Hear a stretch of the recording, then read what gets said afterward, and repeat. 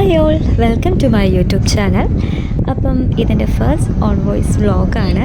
So ഇന്ന് ഞാൻ പരിചയപ്പെടുത്താൻ പോകുന്നത് അൻപുലി മഹോത്സവത്തെ പറ്റിയിട്ടാണ്.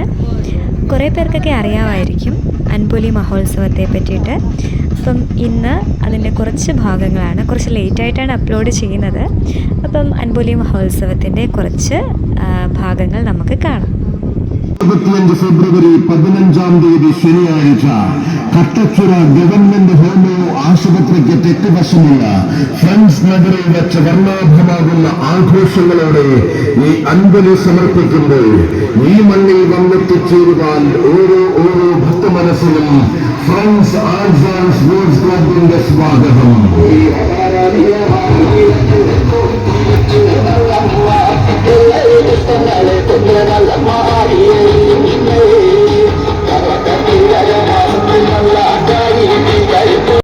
അതെ, കാലംകുളം രാജാവ് പണികഴിപ്പം ആഘോഷിക്കുകയാണ്.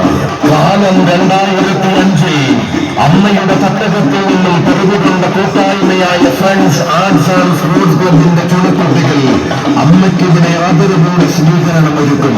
ഈ ആഘോഷങ്ങൾക്ക് മാറ്റൊരു സമ്മാനിച്ചുകൊണ്ട് 2025 ഫെബ്രുവരി 14 വെള്ളിയാഴ്ച വൈകുന്നേരം 6:30 മുതൽ കട്ടച്ചുറ ശ്രീ മഹാവിഷ്ണു തിരുവാതിര സംഘവും ഭരണിക്കാവത്തേക്ക് ഭഗവതി വിലാസം NSS തിരുവാതിര സമിതിയും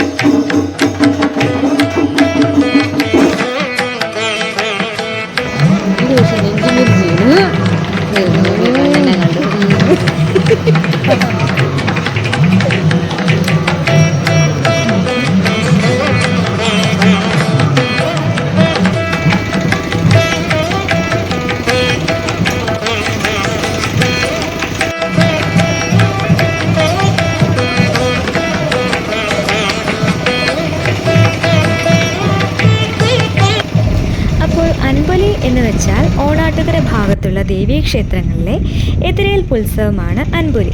ഇതിന് ചില പ്രത്യേക ചടങ്ങുകളുണ്ട്. ദേവീക്ഷേത്രത്തിനടുത്ത് ഒരു നിശ്ചിത സ്ഥാനത്ത് നിർമ്മിച്ചിട്ടുള്ള പന്തലിലേക്ക് ജീവത എന്ന് പറയപ്പെടുന്ന ദേവിയുടെ കോലം കൊണ്ടുവരികയാണ് ചെയ്യുന്നത്. 2 പൂജാരികൾ ചേർന്നാണ് ദേവിയെ ചുമലിലേറ്റി കൊണ്ടുവരുന്നത്. വാദ്യഘോഷങ്ങളോടുകൂടിയും താലപ്പൊലിയോടും ഒക്കെ കൂടിയാണ് ദേവിയെ കൊണ്ടുവരിക. മേളത്തിൻ്റെ താളത്തിനനുസരിച്ച് നൃത്തം ചവിട്ടുകയും തുള്ളിയുറയുകയും ഒക്കെ ചെയ്യാറുണ്ട് ദേവി. ജീവിത തുള്ളൽ എന്നാണ് ഇതിന് പറയുക. ഈ ജീവിത തുള്ളലിൻ്റെ ഇത് ചെയ്യുന്നത് പാരമ്പര്യമായി പ്രത്യേക പരിശീലനം നേടിയിട്ടുള്ള പൂജാരികളാണ് ഇതിന് പങ്കെടുക്കുക. ഇതിൻ്റെ പ്രധാന മേളം ഉരുട്ട് ചെണ്ടയും കൊമ്പും കുറുംകുഴലും ഒക്കെയാണ്. അതുപോലെ തന്നെ എതിരേൽപ്പിന് പോകുന്ന വഴി ഭക്തന്മാർ നൽകുന്ന നിറപറ സ്വീകരിക്കുന്ന പതിവും ഉണ്ട്.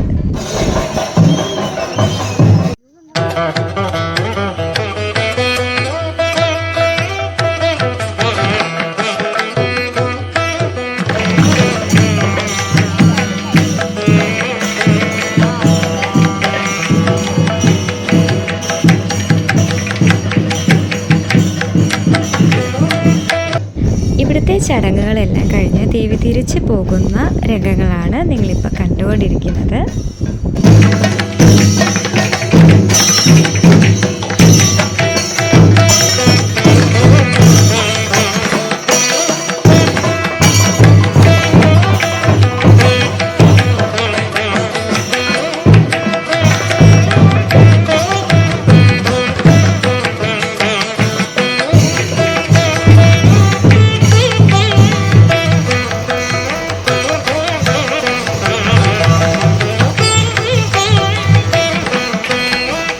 അപ്പം അൻപുലിയുടെ വീഡിയോ എല്ലാവർക്കും ഇഷ്ടമായെന്ന് വിചാരിക്കുന്നു. പുതിയൊരു വീഡിയോ ആയി വരുന്നിടം വരെ ബൈ.